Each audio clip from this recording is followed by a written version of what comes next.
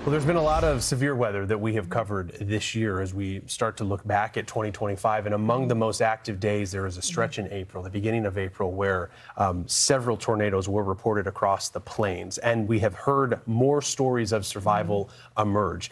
In one county in Kentucky, Ballard County, we had flying debris from what was rated an EF2 tornado.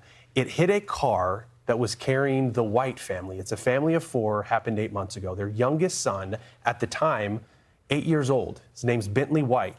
He suffered a critical head injury that left him unresponsive. Rescuers rushed to the scene, and thanks to their efforts, Bentley is recovering more and more every day. And this morning here on Weather Command, we have Thomas, father to Bentley, joining us now. And we appreciate both of you for hanging out with us. Thomas, gosh, when you talk about a season of being grateful and thankful, it's all about having Bentley near you right now. But I know his recovery effort, it has been nothing short of challenging. Yeah. No, it's been a long road, but he's done a fantastic job and continues to make great progress since early April. And so thankful that he's here with us and able to celebrate this holiday season with us. I see a smile on Bentley's face, and it's great to see. I mean, looking at what happened over the course of that week, April 2nd is really what kicked off a very active stretch of severe weather, Thomas. You mind taking us back? You guys, your family, you guys were in a car, and it was during that EF2 tornado that hit Ballard County. Yeah, we were traveling from Knoxville, where we lived at the time, to Missouri. We were in the process of moving back to Missouri, and we're going to visit some friends and family. And we got about halfway, just outside of Paducah in Ballard County, and the tornado watch and the sirens started going off.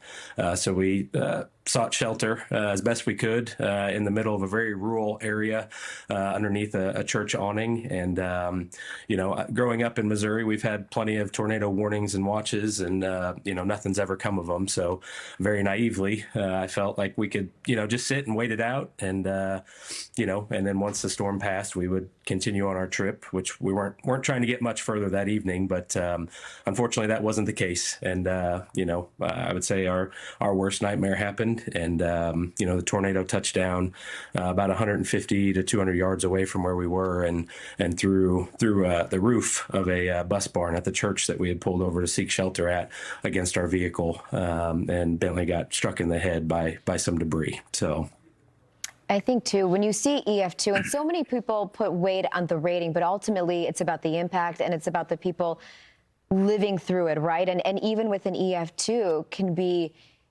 deadly, can be dangerous.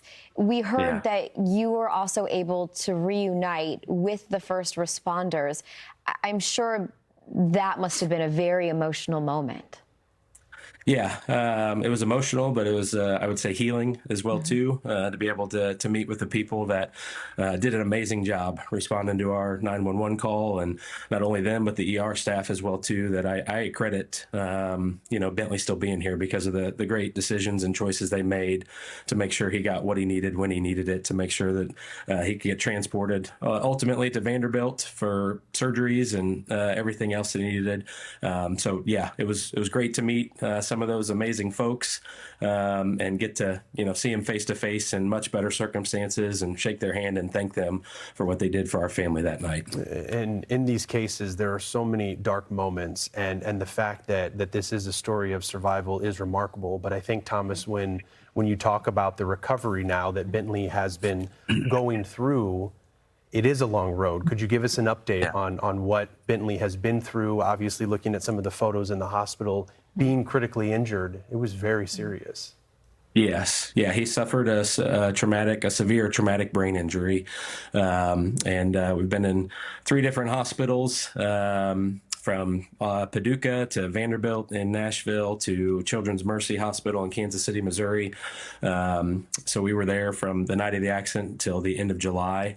And then now Bentley's currently at a rehab facility where he undergoes, anywhere from 3 to 6 hours a day of physical, occupational, and speech therapy to continue to regain the skills and the abilities that we all take for granted every day, using our hands, using our feet, walking, reaching for things. The big thing that we're still waiting on is to hear his voice again. So he continues to work hard at that, and we're seeing progress there. But really, these last 5 to 6 weeks, he's really started to take off and see some amazing progress in what he's able to do, and something that we're just so thankful for. So.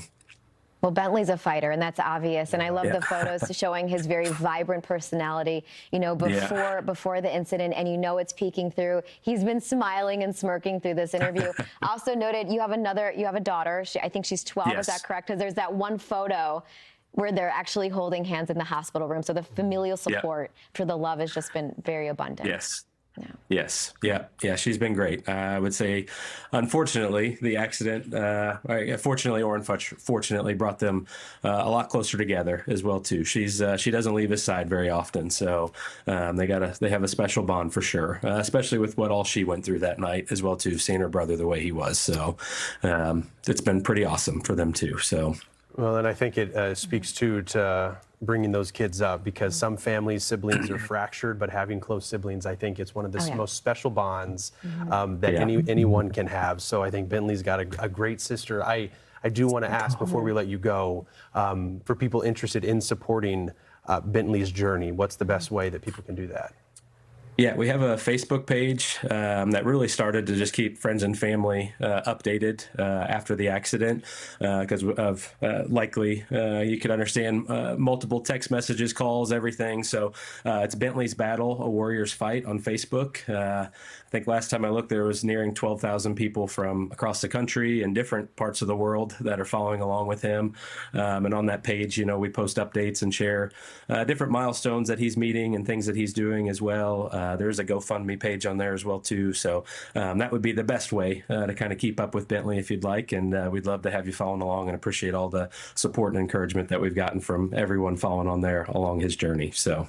We'd love to do so. I mean, your story speaks to so many of us, especially us parents, who you see another child going through it, you think of your own, and you want to be there to help. And so incredible what Bentley has done so far, but obviously he has the most supportive, loving family like you, Thomas. So we appreciate you sharing this story.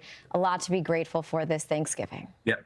Can you give him a thumbs up? Thumbs up. Thumbs up. There it is, Thumbs up, Bentley. There you go. Happy Thanksgiving, Good you luck, guys. buddy. Happy Thanksgiving. All right.